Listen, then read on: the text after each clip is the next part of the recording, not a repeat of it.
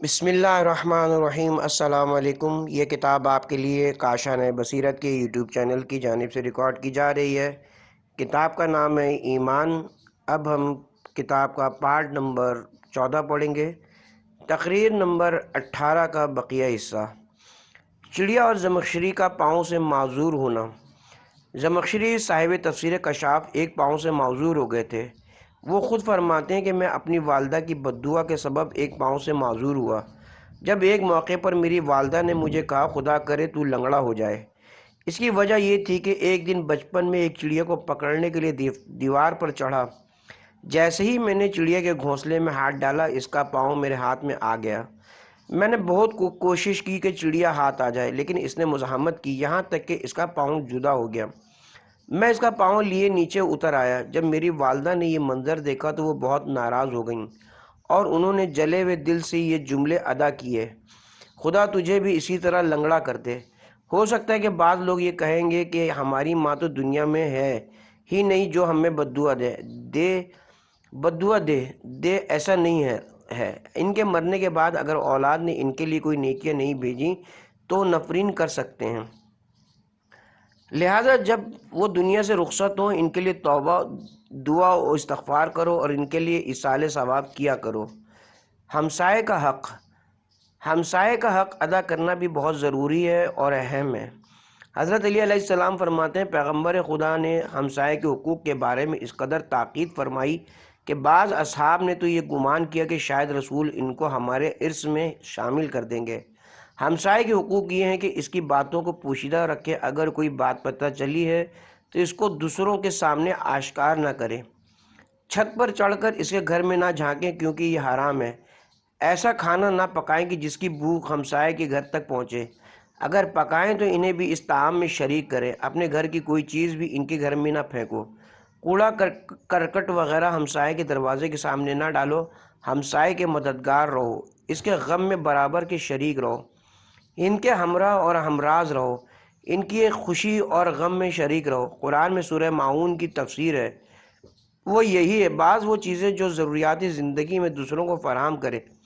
اگر ہمسایہ گھر کے برتنوں سے مہمانداری کے لیے تم سے پتیلا، کاسا، گلاس، پلیٹیں وغیرہ مانگے یا قالین مانگے، اس میں ہچکچاہٹ محسوس نہ کرو۔ میں آپ کو ایک ایسا واقعہ سناتا ہوں جس سے کرامت علماء بھی ظاہر ہو جائے گی۔ بحر العلوم کا اپنے شاگرد یا پڑوسی کو کھانا بھجوانا۔ فقیہ عادل مرحوم جواد عاملی صاحب کتاب مفاتیح الکرامہ ایک رات کھانا کھانے کی تیاری کر رہے تھے کہ ان کے استاد سید بحر العلوم نے بلا بھیجا۔ فوراً حاضر خدمت ہوئے، دیکھا استاد محترم کے سامنے تشت میں کھانا رکھا ہے اور ناراضگی کے عالم میں بیٹھے ہوئے ہیں۔ آقا جواد عاملی نے غصے کا سبب پوچھا تو فرمانے لگے کہ ایک عرصہ گزر گیا، تمہارے ہمسائے کے گھر میں ذرہ برابر بھی راشن نہیں ہے، اور اس ہفتے اس نے قریب کے دکاندار سے بطور قرض کھجور لے کر گزارا کیا ہے، اور آج جب وہ ادھار پر کھجوریں لینے گیا تو کھجور فروش نے یہ کہہ کر معذرت کر لی کہ تمہارا پہلے ہی قرضہ بہت زیادہ ہے، اور یہ بیچارہ شرمندہ ہو کر خالی ہاتھ واپس آ گیا۔ اس کے بچے بھوک کی وجہ سے رات بھر سو بھی نہیں سکے۔ سید جواد نے کہا آقا مجھے بالکل ان کی حالات کے بارے میں علم نہیں تھا۔ آقا بحر العلوم نے فرمایا اگر تم جانتے ہوتے اور ان کی مدد نہ کرتے تو اسلام سے خارج ہو جاتے، زندہ زمین میں گڑ جاتے۔ میرا اعتراض تو اس بات پر کہ تم اپنے ہمسائے کی حالت سے ایک ہفتے تک کیسے غافل رہے۔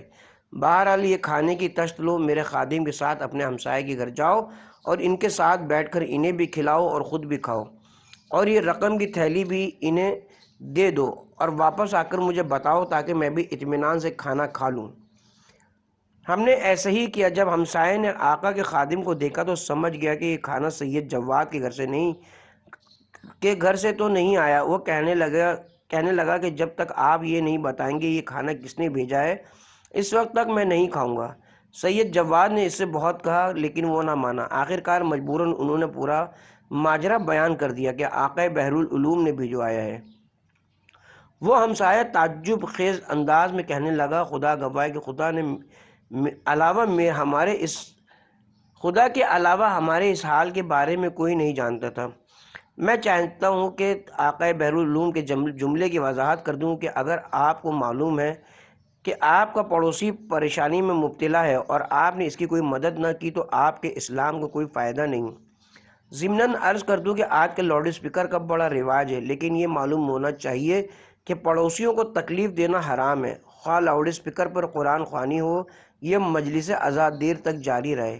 ہو سکتا ہے پڑوس میں کوئی بیمار ہو یا چھوٹے بچے ہوں جو سو نہ سکیں۔ ہر حال میں شریک ساتھی کے حق کا خیال رکھنا۔ اس شخص کے حقوق ادا کرنے میں عدل سے کام لینا چاہیے جو آپ کے ساتھ کسی عنوان سے شریک سمجھا جاتا ہو، چاہے وہ آپ کے گھر میں ساتھ رہتا ہو یعنی آپ کے گھر کا فرد، یا کاروبار و دیگر معاملات میں شریک ہو، یا سفر میں شریک ہو۔ ہر حال میں اس کے حق کا خیال رکھنا چاہیے۔ کسی بھی مال مشترک میں واجب ہے کہ اپنے شریک ساتھی کی اجازت اور رضامندی کے ساتھ تصرف کرے اور اپنے شریک ساتھی کی غیر حاضری میں اس مال کی حفاظت کرے، چاہے وہ مال خصوصی ہو یا مال مشترک۔ اگر اس کا ساتھی کسی کام میں زحمت اور محنت کر رہا ہے تو اسے بھی اپنے شریک ساتھی کے ساتھ محنت اور مشقت کرنا چاہیے، یعنی عدالت کا دامن نہ چھوٹنے پائے۔ عام طور پر ہوتا یہ ہے کہ اگر گھر میں دو خاندان کے افراد رہتے ہیں، اگر ان کے بچے آپس میں جھگڑتے ہیں تو یہ لڑائی ان کے ماں باپ تک پہنچ جاتی ہے۔ یہ عمل ان کی جاہلانہ تعصب کی عکاسی کرتا ہے، چنانچہ بچوں کی معمولی سی لڑائی بڑوں کو اپنی لپیٹ میں لے لیتی ہے۔ بڑے یہ نہیں سوچتے یہ بچے ہیں، ابھی لڑائی ہوئی ابھی دوبارہ کھیلنے لگیں گے۔ آپس میں ایک دوسرے کے حقوق کا صدق دل سے احترام کریں۔ میں آپ کے سامنے ایک روایت بیان کرتا ہوں تاکہ بات اور واضح ہو جائے۔ کھجور کا درخت اور سمرہ کی روایت۔ ایک مسلمان شخص نہ ایمان سے آشنا تھا نہ عدل سے واقف تھا، اس کا نام سمرہ بن جندب تھا۔ وہ بے حد ضدی، ناسمجھ اور ہتک آمیز رویے کا مالک تھا۔ اس کا ایک کھجور کا درخت ایک انصار کے گھر میں لگا ہوا تھا۔ جب بھی وہ درخت کی دیکھ بھال کے لیے جاتا تو بغیر کسی اطلاع کے وہ اس انصاری کے گھر میں داخل ہو جاتا۔ ایک روز اس انصاری نے اسے کہا کہ اے سمرہ، بے شک تمہیں حق ہے کہ تم اپنے درخت کی دیکھ بھال کی غرض سے میری چار دیواری میں داخل ہو سکتے ہو، لیکن کم از کم آواز تو دے دیا کرو، اطلاع تو دے دیا کرو، یعنی آج کل کے رواج کے مطابق یا اللہ تو کہہ دیا کرو۔ اس نے بڑی بدتمیزی سے جواب دیا، تمہارے گھر میں داخل ہونا میرا حق ہے، میں کس بات کی اجازت لوں؟ بیچارے انصاری نے پیغمبر خدا سے اس شخص کی شکایت کی کہ یا رسول اللہ، سمرہ کھجور کے درخت کی وجہ سے میرے گھر میں داخل ہونے کا مجاز ہے، میں نے اتنی اس سے التماس کی کہ گھر میں داخل ہونے سے پہلے آواز دے دیا کرو، میرے بیوی بچے گھر میں ہوتے ہیں لیکن وہ میری بات ہی نہیں سنتا۔ آپ نے فرمایا سمرہ کو میرے پاس لاؤ۔ جب وہ حضور کے پاس حاضر ہوا تو آپ نے فرمایا تمہارا پڑوسی تم سے یہ چاہتا ہے کہ جب تم اس کے گھر میں داخل ہو تو اطلاع دے دیا کرو۔ وہ کہنے لگا کھجور کا درخت میرا ہے، میں داخل ہو سکتا ہوں، پھر میں اجازت کیوں لوں؟ حضرت نے فرمایا تم اس کھجور کے درخت کو فروخت کر دو، اس کے بجائے میں تمہیں دوسری جگہ کھجور کا درخت دے سکتا ہوں، جنس کے بدلے جنس۔ اس نے کہا میں نہیں بیچ رہا۔ آپ نے فرمایا 2 درخت اس کے عوض لے لو۔ کہا نہیں، یہاں تک کہ 10 درختوں کی پیشکش کی گئی، تب وہ نہ مانا۔ حقیقت ہے ایسے سنگدل لوگ بھی دنیا میں موجود ہیں جو ایک معمولی شے کے لیے رسول خدا کے ساتھ ہٹ دھرمی کا مظاہرہ کر رہا تھا۔ آپ نے فرمایا چلو دوسرا سودا کرتے ہیں، تم اپنا فانی کھجور کا درخت جنت کے باقی درخت کے عوض مجھے بیچ دو، اس بہشتی کھجور کے درخت کے بدلے جس کو کوئی فنا نہیں ہے۔ اس نے کہا ہرگز نہیں۔ بالآخر رسول نے بنا بر روایت یہ جملہ ارشاد فرمایا میں نے تجھے نہیں پایا مگر اسلام کو ضرر پہنچانے والا، اور اسلام نہ ضرر برداشت کرنے کا حکم ہے اور نہ ضرر رسان مذہب ہے۔ آپ نے حکم دیا کہ اس کا کھجور کا درخت اکھاڑ کر اس کے سامنے ڈال دو، پھر جہاں وہ چاہے اسے لگائے۔ بہرحال اس کا علاج یہی تھا۔ ایسا شقی اور بے رحم شخص جو اسلام کو نقصان پہنچانے والا تھا ایسے ہی فیصلے کا حقدار تھا۔ اگر اس کے دل میں ذرا برابر بھی ایمان ہوتا تو وہ ہرگز ایسا نہ کرتا۔ حضرت علی علیہ السلام پر تہمت لگانے کا انجام۔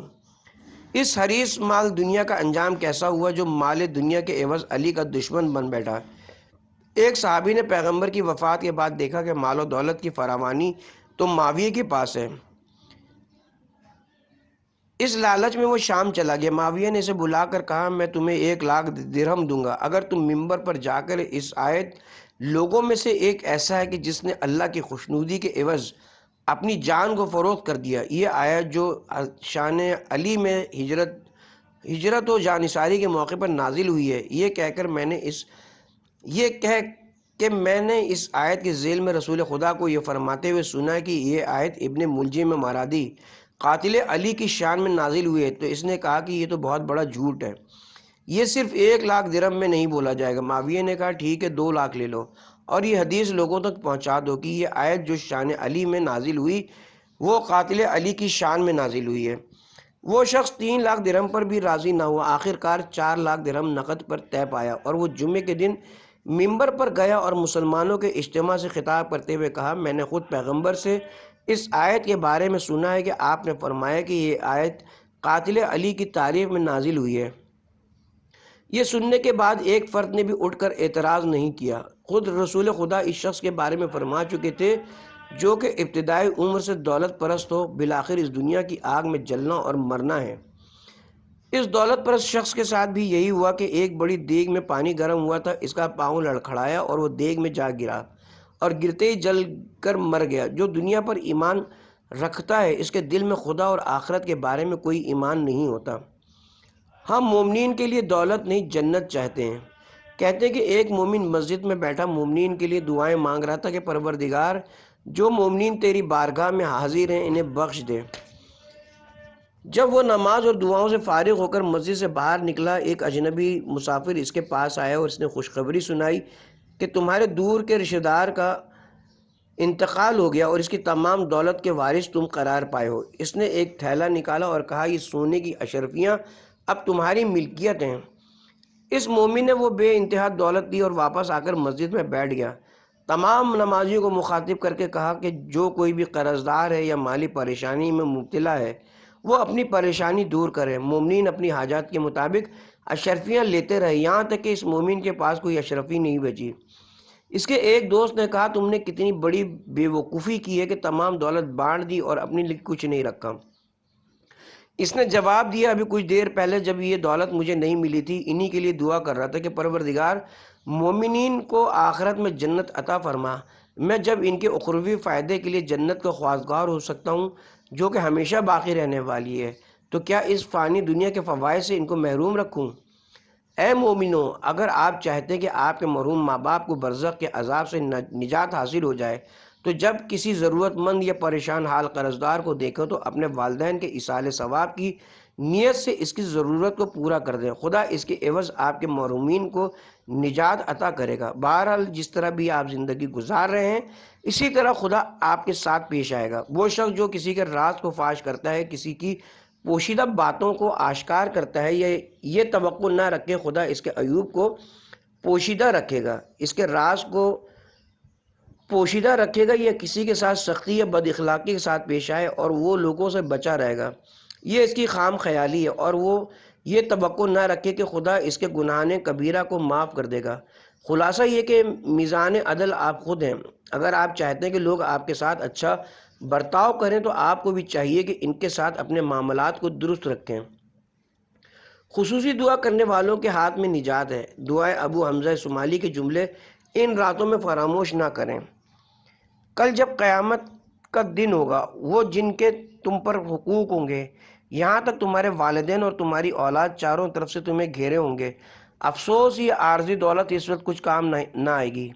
بحر الانوار کی 3 جلد میں درج ہے، ایک موقع پر پیغمبر خدا نے مسلمانوں سے پوچھا یہ بتاؤ مفلس کون ہے؟ سب نے کہا وہ شخص جس کے پاس پیسہ نہیں ہے وہ مفلس ہوتا ہے۔ آپ نے فرمایا نہیں، میری امت کا مفلس وہ شخص ہے جس پر بندوں کے حقوق رہ گئے ہوں گے اور وہ بندے قیامت کے روز اس شخص کا دامن پکڑے اپنے حقوق طلب کر رہے ہوں گے اور وہ شخص ان کے حقوق کی تلافی نہ کر پائے گا۔ اس وقت اس کا کیا عالم ہوگا کہ کیا وہ اپنی مراد کو پہنچ پائے گا؟ اے برادران عزیز، جب تک یہ سانس آ جا رہی ہے کوشش کریں کہ جس کا جو حق ہے وہ ادا کر دیں۔ اگر وہ زندہ ہے تو اس کو راضی کر لیں، اور خدا نہ خواستہ وہ مر گیا ہے تو اس کے اور اپنے لیے دعا استغفار کریں۔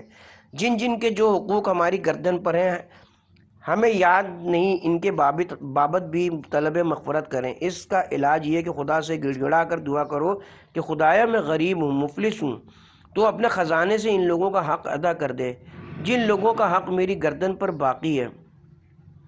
اے بندے خدا، اپنی تقدیر سنوارنے کے لیے خدا سے فریاد کر۔ جب روز محشر اپنے حق کے طلبگار کسی بندہ مومن کے دامن گیر ہوں گے، اس کے والدین، بیوی، بچے، ہمسائے، شریک کار، دوست اور وہ افراد جن کی اس نے غیبت کی ہوگی، تہمت لگائی ہوگی، وہ اس وقت بے یار و مددگار ہوگا۔ اگر دنیا میں اس نے خدا سے عہد و پیمان کیا ہوگا اور گناہوں پر اصرار نہ کیا ہوگا، اور زندگی میں اپنے لیے استغفار کیا ہوگا، اور ندا آئے گی، اے میرے وہ بندے کہ جو اپنے حقوق کے طلبگاروں کے محاصرے میں ہیں اور میرے بندوں کے حقوق کے محاسبے میں کھڑا ہوا ہے، گھبراؤ نہیں، تمہیں بخش دیا گیا ہے۔ ذرا اوپر میری جنت کا مشاہدہ تو کرو، اور یہ مکانات تو دیکھو۔ جب وہ نگاہ کرے گا تو شاندار کمروں کا مشاہدہ کرے گا۔ آواز آئے گی اور میرے مومن بندے سے اپنے حقوق کے طلبگار، جو شخص یہ چاہتا ہے کہ جنت میں ان کمروں کو حاصل کرے، میرے بندہ مومن کو معاف کر دے، اپنے غضب شدہ حقوق سمجھ کر طلب کرے۔ اگر آپ خدا کے بندے بن گئے تو یقیناً خدا بھی روز قیامت آپ کے معاملات کو درست کر دے گا۔ امام موسیٰ ابن جعفر کا حاجی معتمد کی فریاد کو پہنچنا۔ ناصر الدین شاہ کے چچا معتمد الدولہ کا ایک سچا خواب مجھے یاد آیا ہے۔ یہ وہ شخصیت تھی جس نے حضرت موسیٰ بن جعفر کے حرم کی بڑی خدمت کی۔ انہوں نے امام موسیٰ کاظم کے روضے کا صحن اور سامنے کی دیوڑی تعمیر کرائی تھی۔ جب حاجی معتمد الدولہ کا انتقال ہو گیا تو اسی زمانے کے ایک عالم دین نے خواب میں دیکھا ان کی قبر امام موسیٰ کاظم علیہ السلام کے پائنتی تھی۔ کیا دیکھتے ہیں کہ اپنے حقوق کے طلبگار سب ان کے گرد جمع ہیں اور اپنے حقوق کے طالب ہیں۔ اسی اثنا میں قبر مطہر امام موسیٰ بن جعفر سے ایک ندا آئی، اس کو چھوڑ دو اور جو کچھ تمہارے حقوق ہیں اس کی طرف سے میں دینے کے لیے تیار ہوں، کیونکہ یہ میری پناہ میں ہے۔ مرحوم نے وصیت کی تھی کہ میری قبر کے خطبے پر لکھ دینا، میں امام موسیٰ کاظم بن جعفر کے در کا کتا ہوں اور اس صاحب قبر کی پناہ میں ہوں، جو یقیناً مجھے اپنی پناہ میں رکھیں گے۔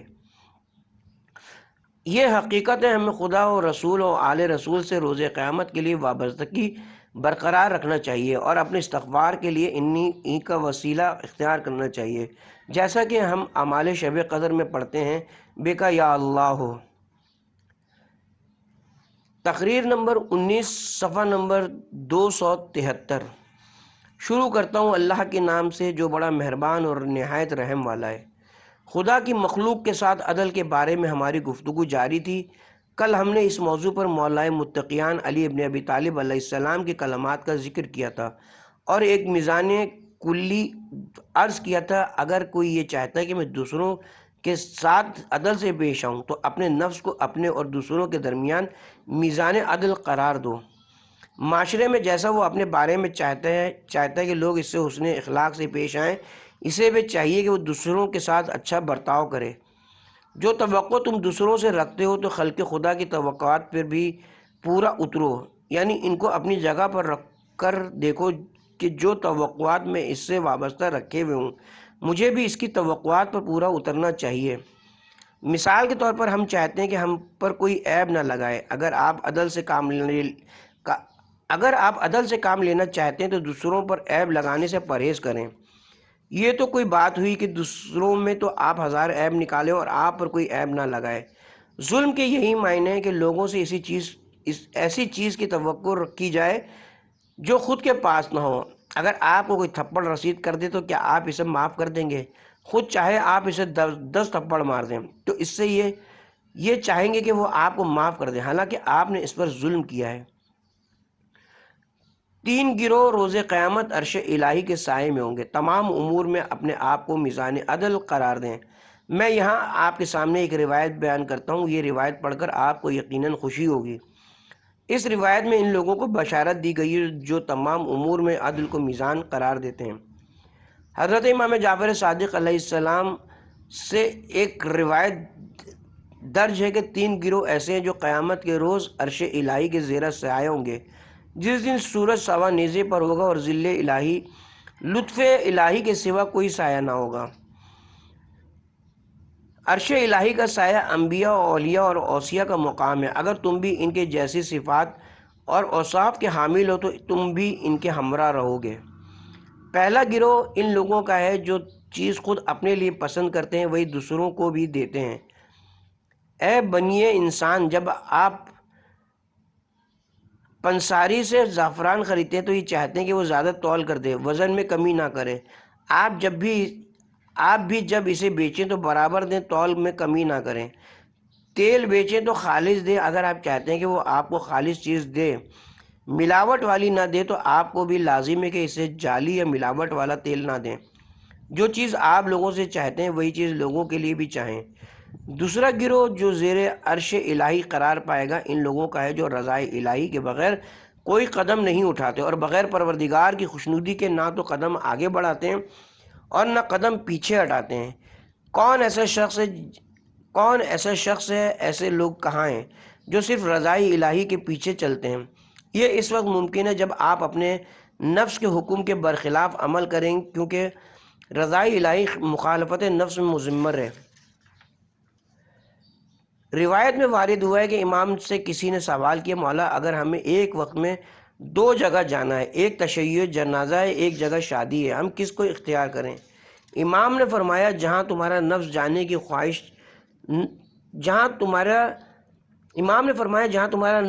کی خواہش نہ ہو، اس مثال میں تشیع جنازے کو ترجیح دینا چاہیے۔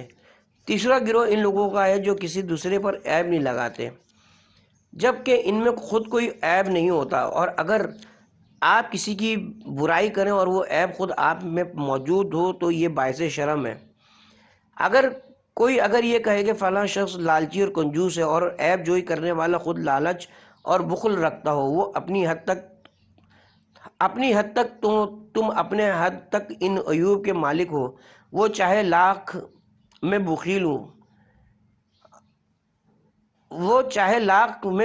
بخیل ہے اور تم 100 روپے کی حد تک بخل سے کام لیتے ہو۔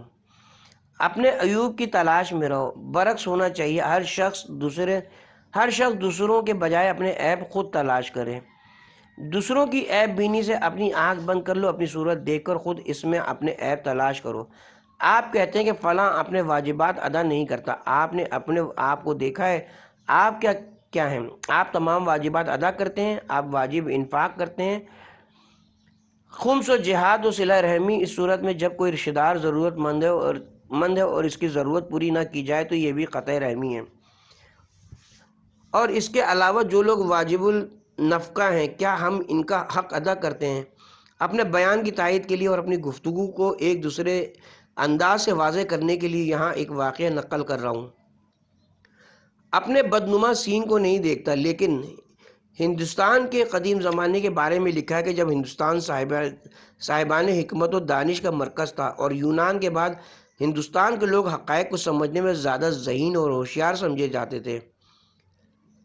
کتاب کلیلہ و دمنہ جو فارسی میں ترجمہ ہو چکی ہے، ہندوستان میں تالیف کی گئی، جس کے مؤلف حکیم ہندی ہیں جنہوں نے حیوانات کی زبان کے بارے میں بڑی حکمتیں بیان کی ہیں اور وہ دوسری زبانوں میں بھی شائع ہوئی ہے۔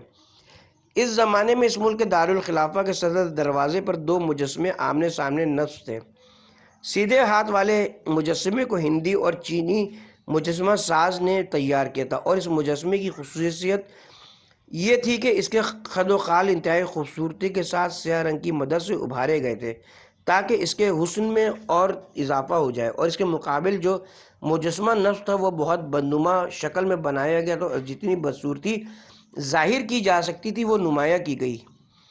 اس کے علاوہ 2 خوفناک سینگ نکالے گئے تھے جو اس کی بدنمائی میں اور اضافہ کر رہے تھے، اور اس بدصورت مجسمے کے ہاتھ کا اشارہ اس سیاہ رنگ کے خوبصورت مجسمے کی طرف دکھایا گیا تھا۔ اس سینگوں والے مجسمے کے نیچے لکھا ہوا تھا کہ گویا یہ بدصورت مجسمہ اس خوبصورت مجسمے سے یہ کہہ رہا ہو تم کتنے بدنما خد و خال کے مالک ہو، یعنی وہ اپنے بدنما سینگ والے چہرے کو نہیں دیکھ رہا تھا اور اس خوبصورت خد و خال والے چہرے میں عیب نکال رہا تھا۔ سچ ہے اس قصے میں پرکشش حکمت بھری پڑی ہے۔ اگر آپ چاہتے ہیں کہ آخرت میں عرش الہی کے سائے میں جگہ ملے تو آپ امام جعفر صادق علیہ السلام کے فرامین کو فراموش نہ کریں۔ آپ میں کوئی برائی ہے تو دوسروں پر وہ عیب نہ لگائیں۔ بعد میں خود امام فرماتے ہیں کسی عیب کو اس وقت تک برطرف نہیں کیا جا سکتا جب تک وہ دوسروں کا عیب اپنے اندر تلاش نہ کرے، یعنی کوئی ایسا شخص نہیں جس میں کوئی عیب نہ ہو۔ لہٰذا اس روایت کے معنی یہ ہوئے کہ کبھی بھی کوئی عیب دوسرے پر نہ لگائیں۔ اگر کوئی ایسا ہے جو یہ سمجھتا ہے کہ اس میں کوئی عیب نہیں ہے، تب وہ دوسرے پر عیب لگا سکتا ہے، لیکن ایسا کون ہے جو یہ دعویٰ کرے کہ مجھ میں کوئی عیب نہیں یا کوئی نقص نہیں ہے سوائے نور پاک چاردہ معصومین علیہم السلام کی، جنہوں نے خود نقص سے جنہیں خدا نے خود نقص سے پاک رکھا ہوا ہے۔ کوئی بھی ایسا نہیں جس میں کوئی عیب نہ ہو، مگر یہ کہ وہ خود یہ سمجھتا نہیں۔ جو سمجھنا چاہتا ہے حقیقی آئینہ سیرت کو دیکھ لے، اپنے اعمال کو مولا متقیان کی سیرت کے آئینے سے جانچ لے۔ مولا علی کی ذات میزان کسوٹی ہے۔ آپ اپنے مولا کو اپنے آپ کو مولا کی ذات سے وابستہ کر لیں تاکہ اپنے عیوب کو تلاش کر سکیں۔ ہم یہی تو کہتے ہیں، الاسلام علی میزان الاعمال، اپنے نفس کے ساتھ عدل یا ظلم کرنا، خود اپنے ساتھ بھی عدل سے کام لیں۔ افسوس ہے اس شخص پر جو اپنے اوپر ظلم کرتا ہے۔ اپنے نفس پر ظلم نہ کریں۔ اپنے ساتھ ظلم کرنے کے بھی کئی مراتب اور مقامات ہیں۔ روٹی کھانے میں، نماز پڑھنے میں ذرا دقت سے کام لیں، افراط و تفرید کا شکار نہ ہو، یہ ظلم ہے۔ میانہ روی عدل ہے۔ ایک لقمہ بھی ضرورت سے زیادہ کھایا یہ اپنے نفس کے ساتھ ظلم سے تعبیر کیا جائے گا۔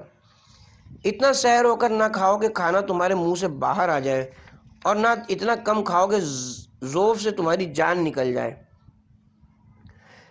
اے لوگو، ایسا نہ کرو کہ شکم پر ہونے کے بعد کہیں لذیذ غذا دیکھی اور پھر تمہاری رال بہنے لگی اور دوبارہ کھانے میں مشغول ہو گئے۔ اپنے معدے پر رحم کرو، ایسا نہ ہو کہ اس قدر پیٹ پر ہو جائے کہ یہی غذا جو تمہارے لیے باعث صحت تھی، یہی سبب زحمت بن جائے اور تم مریض ہو جاؤ۔ زبردستی اپنے شکم کو پر نہ کرو، پروردگار فرما رہا ہے، اور کھاؤ اور پیو اور فضول خرچی نہ کرو، کیونکہ خدا فضول خرچی کرنے والوں کو دوست نہیں رکھتا۔ کھانے میں اور سونے میں اپنے آپ پر ظلم نہ کریں۔ کمیت اور کیفیت کے لحاظ سے اپنے خوراک اور اس کی مقدار میں اپنے ساتھ ظلم نہ کریں۔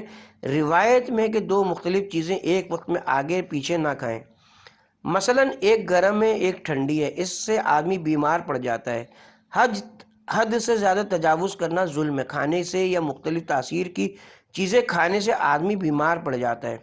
نہ اسراف اور نہ بالکل کم، بلکہ جتنا آپ کے لیے ہے اس پر قناعت کر لیں۔ کھانے کو دوبارہ نہ دیکھیں، جب دسترخوان سے ہاتھ اٹھا لیں اپنی حد سے زیادہ تجاوز نہ کریں۔ ایک تاجر دن بھر میں 100 تومان کماتا ہے اور ایک کا بس 20 تومان، دونوں کی حدیں مقرر ہیں۔ اپنی حد سے وہ تجاوز نہیں کرتے، کیونکہ آپ لوگوں سے قرض لیتے ہیں۔ اپنی حیثیت کے مطابق قناعت سے کام لیں، چاہے مرغی ہو یا جو کی روٹی، پیٹ میں جا کر سب برابر ہو جاتے ہیں۔ حد سے زیادہ سونا بھی صحت کے لیے مضر ہے اور نہ سونا بھی نقصان دہ ہے۔ وہ اپنے آپ پر ظلم ہے۔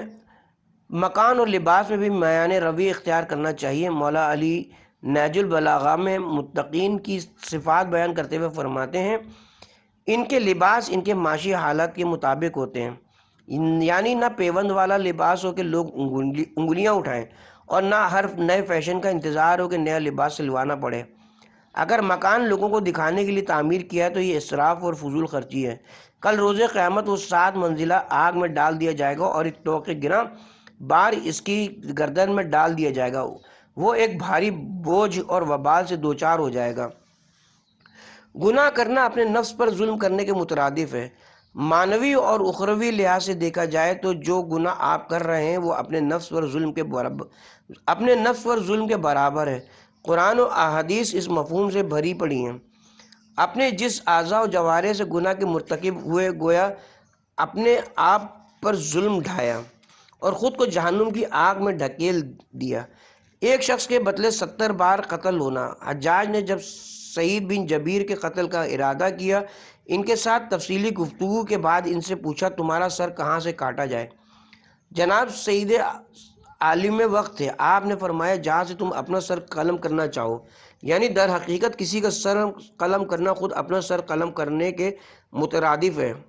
دمیری نے حوایت الحیوان میں لکھا ہے کہ حجاج بن یوسف کے واصل جہنم ہونے کے بعد اس زمانے کے ایک نیک شخص نے اس کو عالم برزخ میں دیکھا تو اس کا حال پوچھا کہ مرنے کے بعد تمہارا کیا حال ہے؟ وہ کہنے لگا کہ ہر قتل کے بدلے ایک قتل لکھا ہے، لیکن سعید بن جبیر کے قتل کا عوض 70 بار قتل ہونا ہے۔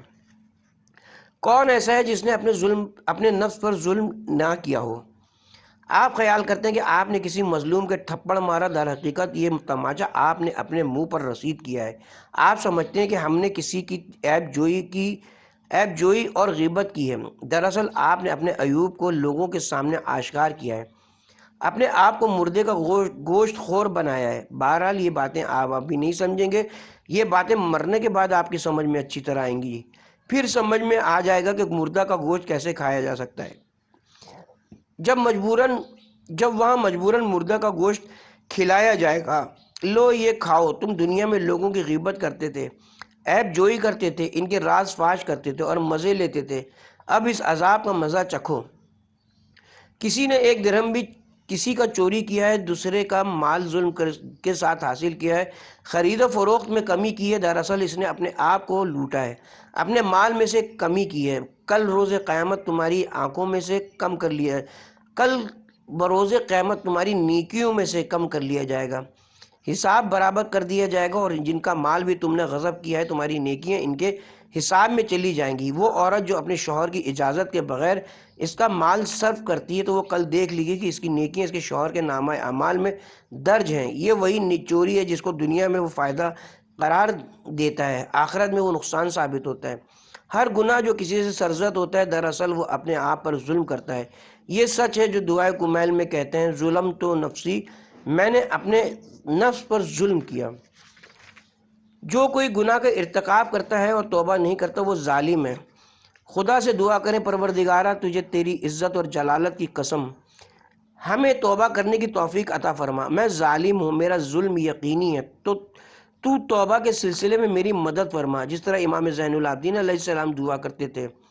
آپ فرماتے ہیں، خدایا اپنے آپ پر ظلم ڈھانے پر مجھے توبہ کی توفیق عطا فرما، آئندہ تیری حدود سے تجاوز کا خیال رکھوں گا، ایسا نہ ہو ان مظالم کی وجہ سے مجھے جہنم میں ڈال دیا جائے، کہیں ایسا نہ ہو کہ ماہ رمضان تمام ہو جائے اور وہ اپنے آپ کو گناہوں سے پاک نہ کرے۔ گڑ گڑا کر خدا کے سامنے یہ پڑھیے، یا اللہ العفو العفو۔ ابو البشر حضرت آدم علیہ السلام اور تمام انبیاء سمیت یہ پڑھتے تھے، بار الہ ہم نے اپنے نفوس پر ظلم روا رکھا، اور اگر تو نے ہماری مغفرت نہ کی اور ہم پر رحم نہیں فرمایا تو ہم خسارہ اٹھانے والوں میں سے قرار پائیں گے۔ ہمارے پاس ایک ہی راستہ ہے کہ توبہ کے نور سے ان گناہوں کی ظلمت کو برطرف کر دیں، ایک لمحہ آہوزاری میں گزار دیں تو پہاڑ کے برابر گناہ کم ہو جائیں۔ ہمارا ایک لمحے کا نالہ و فریاد ہمارے پر ہجوم گناہوں سے ہمیں پاک کر دے گا۔ یزید لعین نے بھی اپنے آپ پر ظلم کیا۔ میں یہ عرض کر چکا ہوں کہ جس نے کسی دوسرے پر ظلم کیا، دراصل اس نے اپنے آپ پر ظلم کیا، دوسرے کو مارا ہے، در حقیقت اپنے آپ کو مارا ہے۔ یہی الفاظ جناب زینب نے یزید سے کہے تھے، لیکن یزید مغرور اور جاہل تھا، جو جناب زینب کی باتوں کو سمجھ نہ سکا کہ زینب نے کیا کہہ دیا۔ زینب کوئی معمولی ہستی نہیں تھی، معدن وحی الہی کی امین تھی، عالمہ غیر معلمہ تھی۔ فرماتی ہیں، اے یزید، قسم بخدا تو نے کسی کی کھال نہیں نوچی مگر یہ کہ خود اپنی کھال اتاری ہے، کسی کا گوشت نہیں کاٹا سوائے اپنے گوشت کے، تو نے ذریت پیغمبر کو قتل کر کے ایسا بار گناہ اپنے سر پر لاد لیا ہے جو قیامت تک تیرا پیچھا نہیں چھوڑے گا، بے شک خدا ہمارے ذکر کو باقی رکھے گا۔ واقعاً آپ نے دربار یزید میں ولایت کی قدرت کا مظاہرہ کرتے ہوئے اس حقیقت کو عجیب و غریب انداز میں بیان فرمایا ہے کہ اے یزید، تو یہ گمان نہ کر کہ تو نے اس سر حسین کو کاٹا ہے، تو نے حسین کے سر کو نہیں کاٹا مگر خود اپنے سر کو، کسی اور کی کھال کو نہیں نوچا مگر یہ کہ اپنی کھال کو نوچ ڈالا ہے۔ تو جو چاہے کر، خدا آل محمد کے نام کو لوگوں کے دلوں سے محو نہیں کرے گا۔ ایک روز آئے گا جب لوگ بیدار ہوں گے اور ظالموں پر لعنت کریں گے۔ تو آج کے دن کو نہ دیکھ، وہ دن دور نہیں جب تیرا نام داخل دشنام ہو جائے گا۔ جب جناب زینب سلام اللہ علیہا یہ جملے کہہ رہی تھی تو وہ ملعون بے حیا چھڑی لیے حسین کے کٹے سر کے پاس کھڑا تھا اور حسین کے ہونٹوں اور دندان مبارک کے ساتھ بے ادبی کر رہا تھا۔ لا حول ولا قوت الا باللہ العلی العظیم۔